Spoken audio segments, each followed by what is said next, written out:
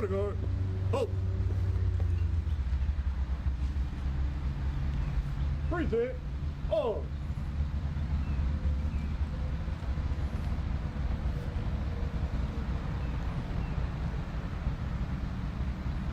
At this time, I'd like to invite VFW Post 8422 Chaplain Jay Barnes to come offer the prayer.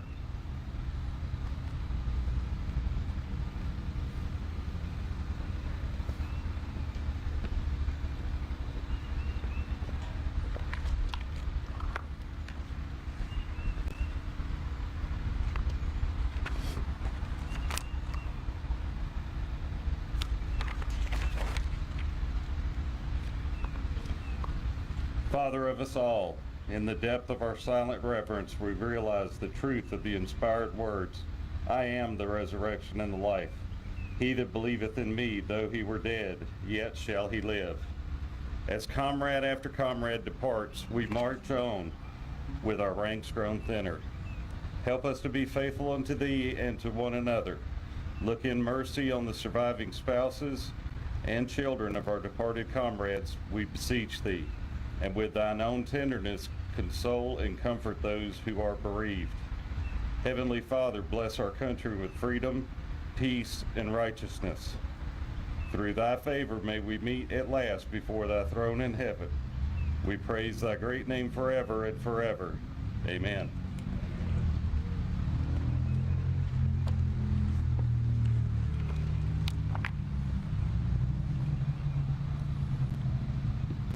At this time, I'd like to call on Post Commander Darrell Burke to lead us in the Pledge of Allegiance.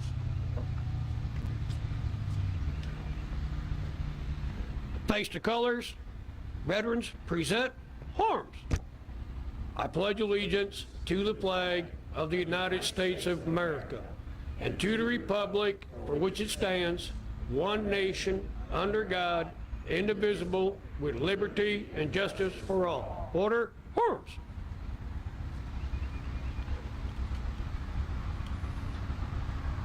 At this time, Nancy List will come and perform our national anthem. Nancy.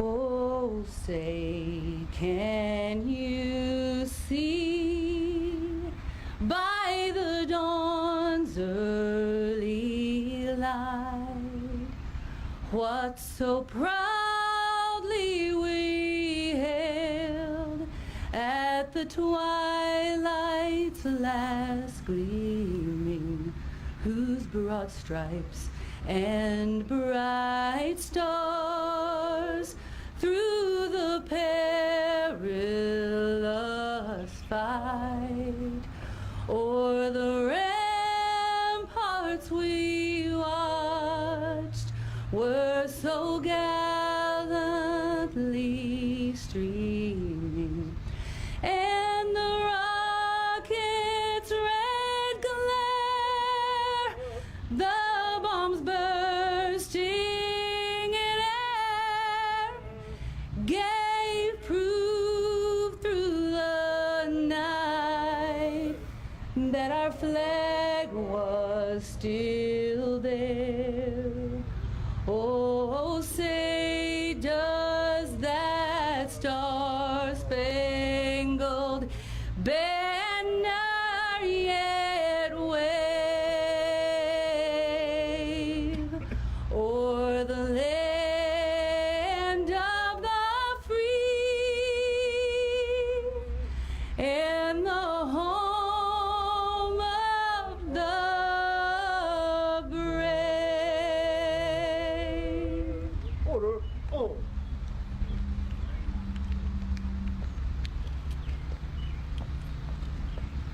Right. Face. Ready. Step.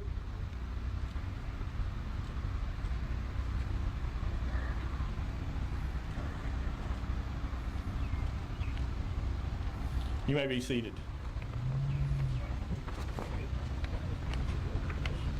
It's my pleasure now to introduce again Post Commander of VFW Post 8422, Darrell Burke. Under the stage. I just sat down. Oh, all right then. Well, first of all, I would like to appreciate what a fine turnout.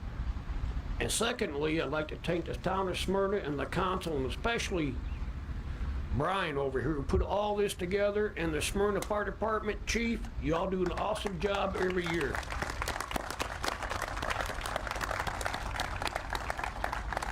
And Nancy, what a beautiful national anthem. Thank you.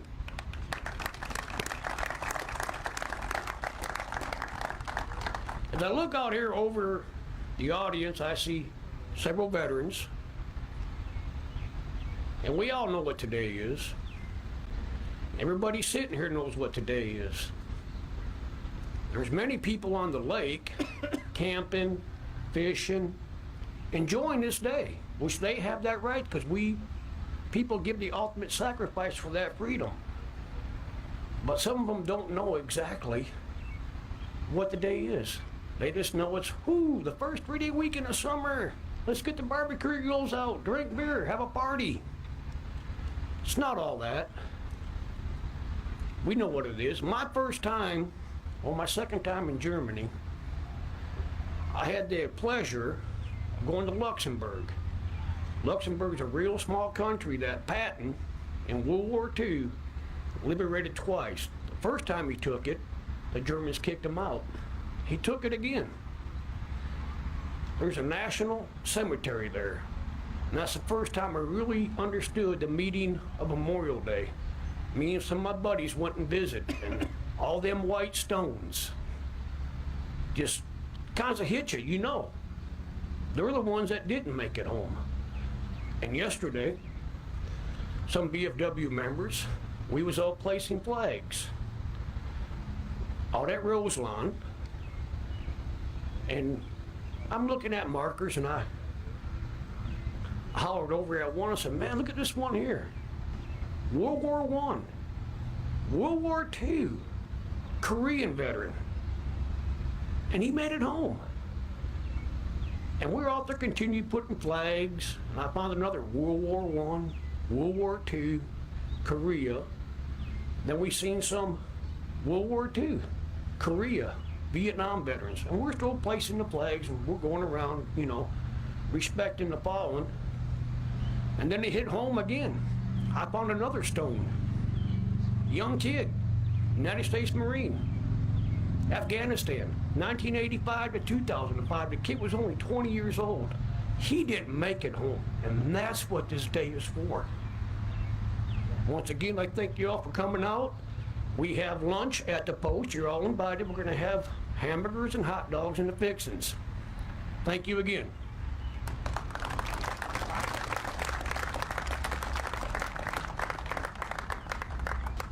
Mr. Burke, I appreciate you giving me a lot of credit for today, but I have to be honest with you. I had very, very little to do with today.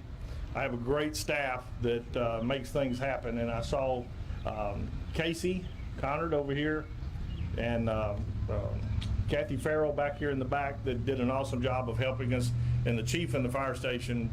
They're just incredible. I would like to also recognize a few people that I have the privilege of working with on a daily basis.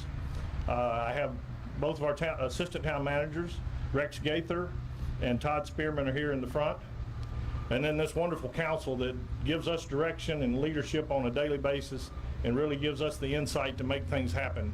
Raquel Peebles, one of our councilwomen, H.G. Cole, the councilman, Jerry Short, one of our councilmen, Vice Mayor Mark Atkins, and a woman that needs no introduction anywhere but our Mayor, Mary Esther Reed. Thank you for what you guys do and what the privilege you give us to do for you. Also, I noticed in the back that we've got one of our state representatives, Mike Sparks, is here. So Mike, thank you. And I think I saw the judge come in, Lynn Alexander. Judge, thank you for being here. I'll make my comments very brief because Derek kind of touched on one of them for me. You know, we should thank our veterans every day. They go out there and they put their life in harm's way so that we have the freedoms that we can anticipate and have every day. Some of those people make an ultimate sacrifice. You mentioned World War I, World War II, the Korean War, and all those wars before and after.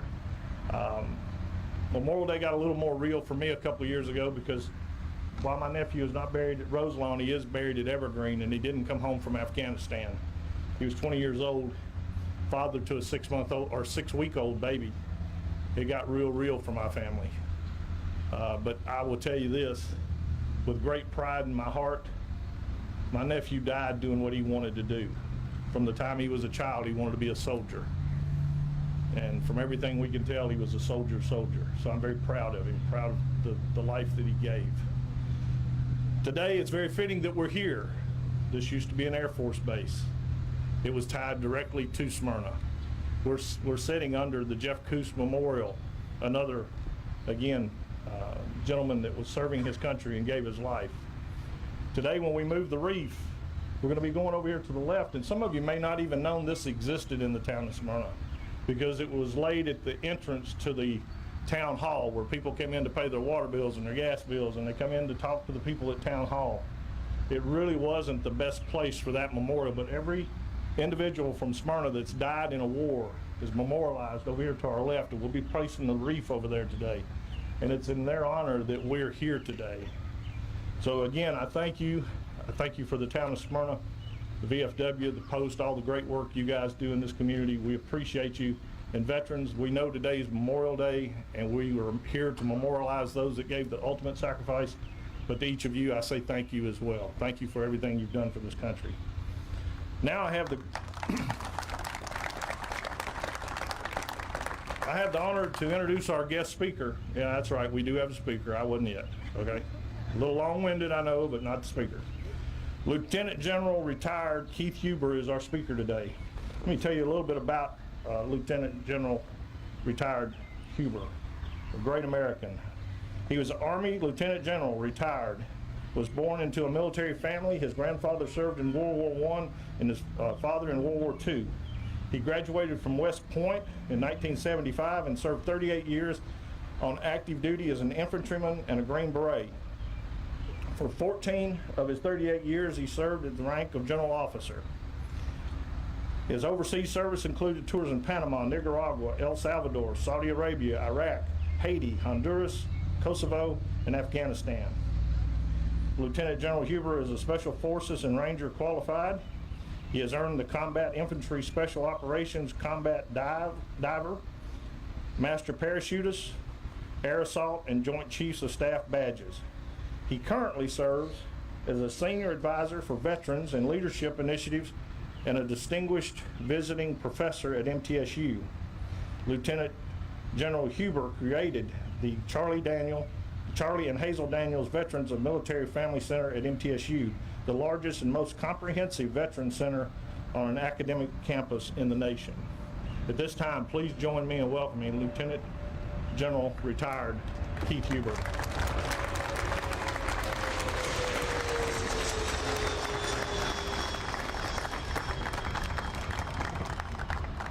People normally only clap when I leave, and that's when they smile and say, "Thank God, I never thought he'd stop talking." Mayor Reed, elected officials, fellow members of the Armed Forces of the United States of America, past, present, and future, precious military families, you're our heroes. You're the ones, as a spouse or a child or a brother or sister or mother or father, whose unconditional love and support allows us the privilege to serve our nation in uniform. You're the ones who struggle with the day-to-day events, trying to be both mother and father, or wondering if you'll ever see your loved one again. You're why we do this. I'd like to discuss two concepts: remembrance and responsibility. As you reflect, and I see by the group gathered here today, a lot of fellow special operations brothers and sisters, a lot of military who understand, as I do, the trauma and the sacrifice of combat and the burden and responsibility of leadership, of actually connecting the dots, of asking people to do things that they die doing, and how you feel about that, and how you present yourself to the survivors. So what do you think about today? What do you remember? I reflect upon my grandfather, who never talked about World War I, except an occasional comment about the small farming town in Illinois and some of the farm boys that he enlisted with in 1917 that ended up in France with him in the Battle of the Ardennes. And as he returned in 1919 to that same farm, he goes, you know, some of those boys didn't come back with me. And I'm going to go over there and make sure that their farm's being cared for. Or my father, who was a fighter pilot for the Army Air Corps before the creation of the Air Force in World War II, never talked about it. The only comment he ever made to me was 30 years ago, as I prepared to go into my second combat experience, this time as a member of the 101st, not as a special operator. And we did Desert Shield and Desert Storm. Hard to believe that we're going to have a 30-year anniversary. But my father said to me, and I was a major at the time, he goes, what you're doing is so much different than I, as a 21-year-old fighter pilot in a P-38 in the Pacific, viewed. I didn't have any concerns. I was going to be successful, or I was going to go down in flames, and it'd be quick, and there wasn't any issue. So I remember that my grandfather and my father served. I remembered that they never talked about it. I remember that they came home. I remember that my grandfather left his farm in Illinois twice in his life. Once to go to World War I, and then the other, as I reflect upon it, I'm sure it was to escort me. He started out as a doughboy and then transitioned to be a military police officer, but he left his farm in Illinois to escort me on the 1st of July, 1971 to West Point. So I didn't realize I was under orders and being confined. He didn't flip out the handcuffs, but I'm sure in his mind it was like, boy, you don't know what you're getting into, and you're going to go, by golly. You're not going to get away from me. I remember, like many of you, the 38 years of my life on active duty that went so quickly, that allowed me the privilege to serve hundreds of thousands of sons and daughters of America. I remember training them. I remember going to war multiple years, multiple times with them. I remember them dying, at times in my arms, but always doing what I asked them to do. You know, there's some people who feel that generals don't understand anything about leadership. But what do you know? You're a general. You got tens of thousands of people that you just order to do stuff. You don't need to lead them. They don't understand the essence, from my foxhole, the essence of leadership. In the darkest of moments, when your decisions are life and death decisions for others, that you say, gee, I need you to do this, and they look at you and they go, I got it, sir. And you wish you could say, and I'll be right there with you, sharing the hardship, leading you, facing the danger.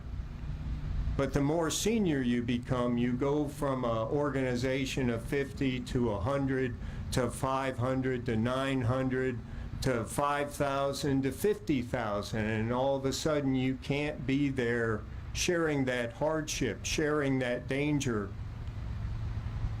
Because my experience tells me that we die for each other. That you can't order somebody to follow you, that they willingly allow you the privilege to be their leader. They willingly follow you at times to their death, not based upon your gender or your age or your religion or your physical size or even your rank and duty position. They willingly follow you out of a sense of respect and trust that you've got to earn every bloody day. I remember those who have died under my responsibility. I remember those that gave their lives for me, for that person to their left and right. And I, like some of you, have those days, those memories when I was convinced I was going to die. I was convinced that I should have died, and someone took my place, and someone else died, and you question yourself as to what you should have done differently, and was their sacrifice worth it, and did you do the right thing, and will you have the moral courage the next time to ask again, I need you to do this for me, and here's the risk assessment. Here's the probability that you won't survive doing what I'm asking you to do, and bear that responsibility. I have had the honor of burying a lot of people, and on bended knee, presenting on behalf of a grateful nation the folded American flag that draped their casket to a parent or to a spouse or to a child or to a brother or sister.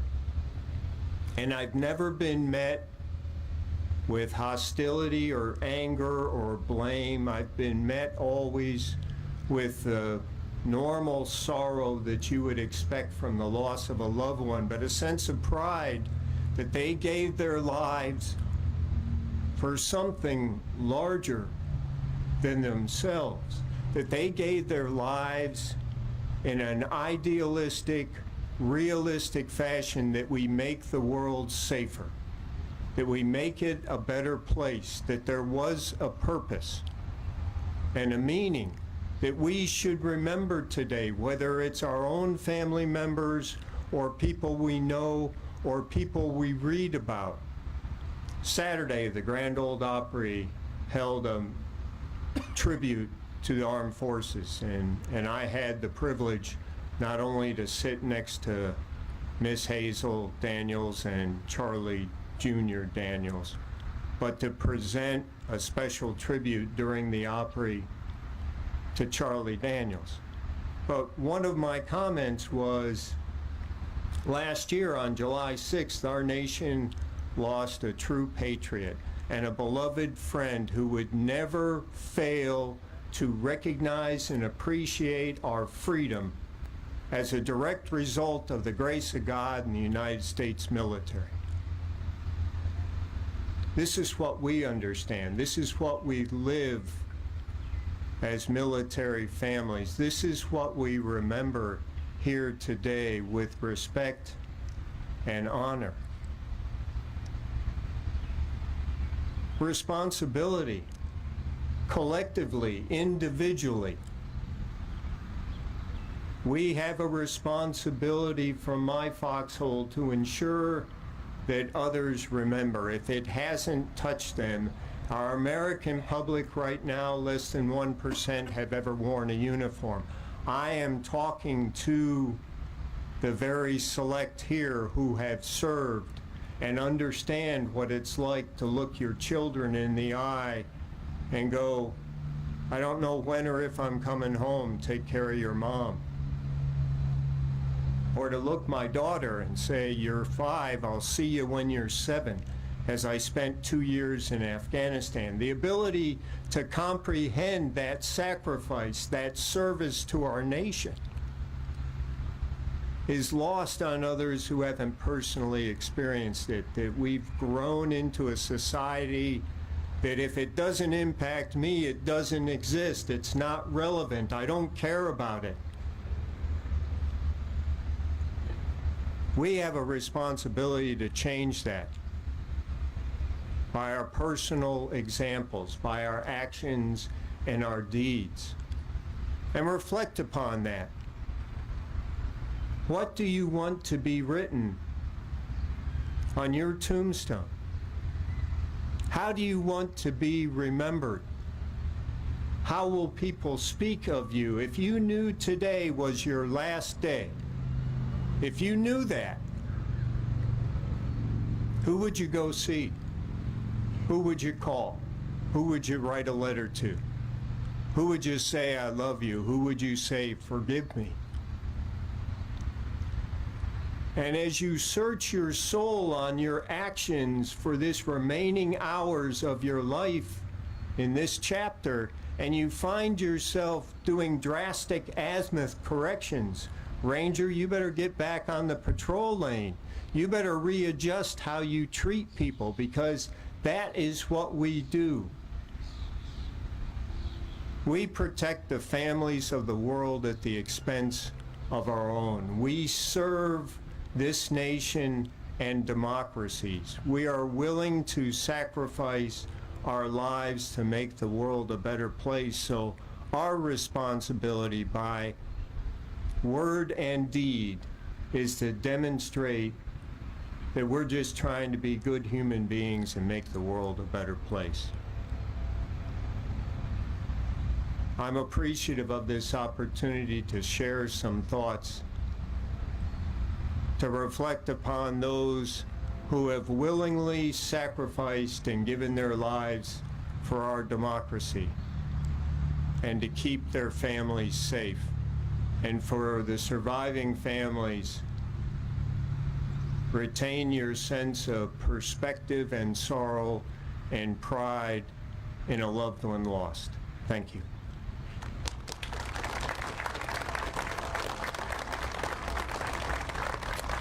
At this time, Carpe Artista will be bringing some music for us.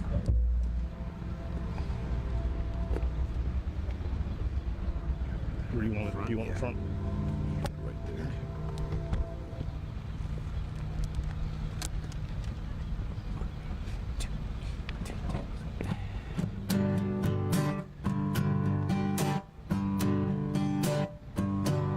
Oh, beautiful for spacious skies, for amber waves of grain, for purple mountain majesties above the fruited plain. America, America, God shed His grace on thee, and crown thy good with brotherhood, from sea to shining sea. Oh, beautiful for pilgrim feet whose stern impassioned stress, a thoroughfare for freedom beat across the wilderness. America, America, God mend thy every flaw. Confirm thy soul in self-control, thy liberty in law. Oh, beautiful for heroes' proof in liberating strife, who more than self their country loved, and mercy more than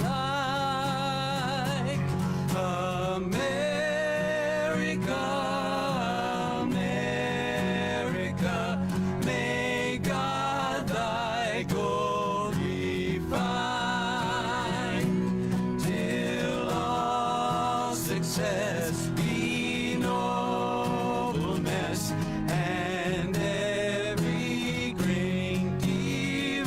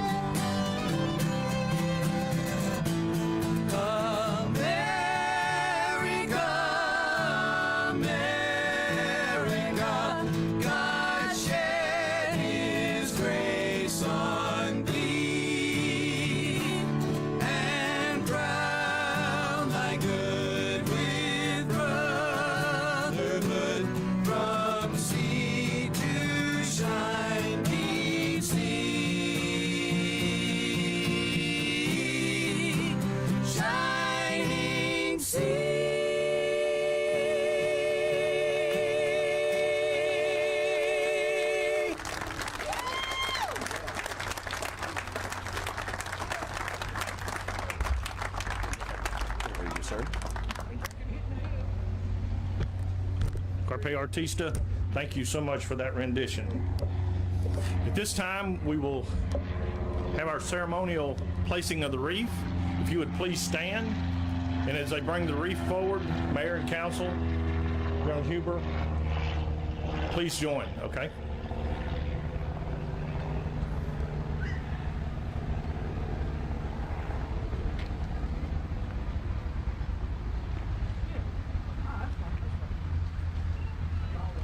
Yes, follow the mayor.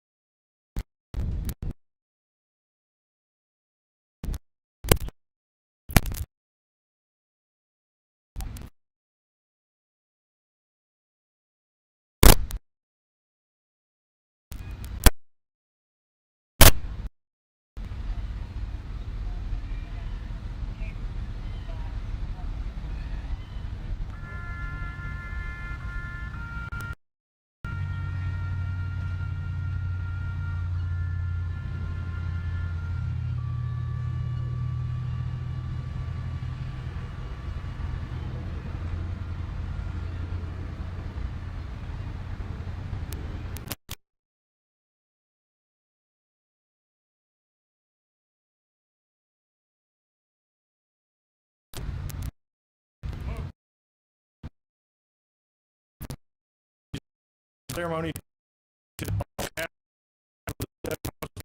two, and you don't